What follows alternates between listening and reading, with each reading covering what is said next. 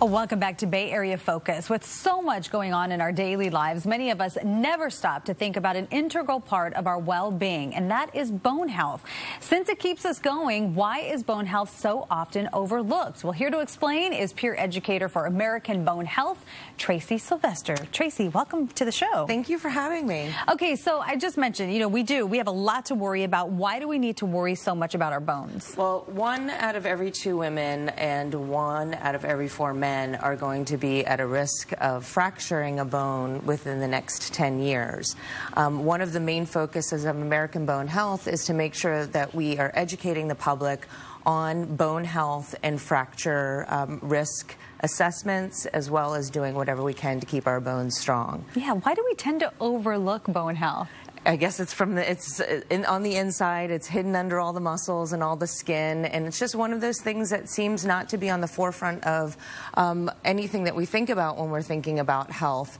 But if we do the right things early on, we can definitely prevent some of these problems from happening later on. Osteoporosis is one of those really devastating diseases that creeps up unnoticed until it's too late. There's things that we can do to prevent them early on, and bringing awareness to this devastating disease is one of the reasons that American Bone Health exists. We have an army of peer educators that are out there and doing education to the public and screenings so we can all be better prepared. It's interesting that you talk about the prevention part, because I think when we think about bone health, we think, oh, about our grandparents or our parents. Right. That's something for them to worry about. But no, it's something for younger people to worry about too. Absolutely. It's highly recommended at 45 to start talking to your doctor about bone health.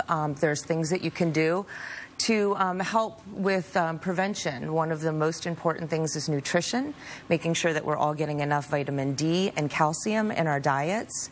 Exercise is another main component to bone health, making sure that you do strength training exercises, strengthening the lower legs, balancing, and being a little bit more mindful in mindful walking and body awareness. Better body mechanics is also a huge component to the equation. I have 3 kids, and I'm always telling them, drink your milk. Does that make a difference?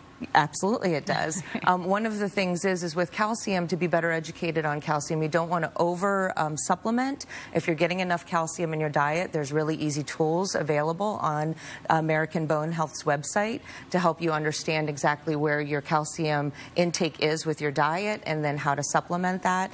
Always recommended to talk to the doctor. Talk to your doctor about diet, talk to your doctor about exercise, and the things that you can do to prevent fractures in the future and approaching your older age and osteoporosis always being out there as a risk for all of us. You talk about fractures, and we know that hip fractures are really, really devastating. Yes. What other fractures do we need to be aware of? Well, the most silent and deadly is the fractures of the spine. If you have deteriorating bone and you're just doing normal movement patterns throughout the day, just a sneeze could create micro fractures in the spine where the density of the bone can start to collapse. So that's one of the most deadly and debilitating problems with aging. You'll see when women and some men are hunched over and have a hump on their back. That is some of the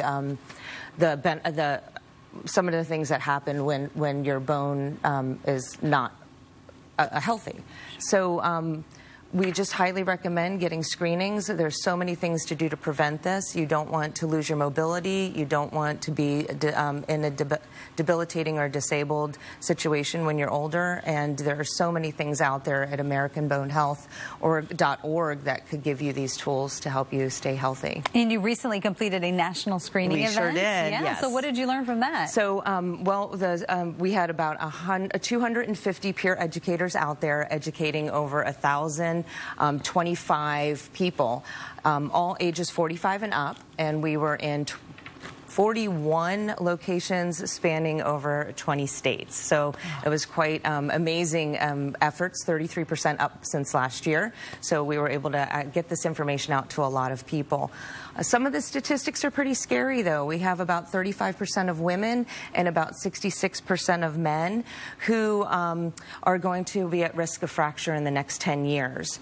And out of that, there's a huge number of them that could easily get these tests done through the doctors. About 68% of the people are covered under Medicare and don't even know that they can get a bone density test through Medicare. They're covered, and there's still 68% out there that haven't even had this test. Wow. Okay. Important lesson. Talk to your doctor, right? Talk to your doctor. Absolutely. All right. Well, thank you so much for coming and sharing all of this very valuable information. And for more information on your bone health, just log on to AmericanBoneHealth.org. Stay where you are, because up next we have an inspiring author with a special link to the Bay Area. We'll be right back. Thank you so much.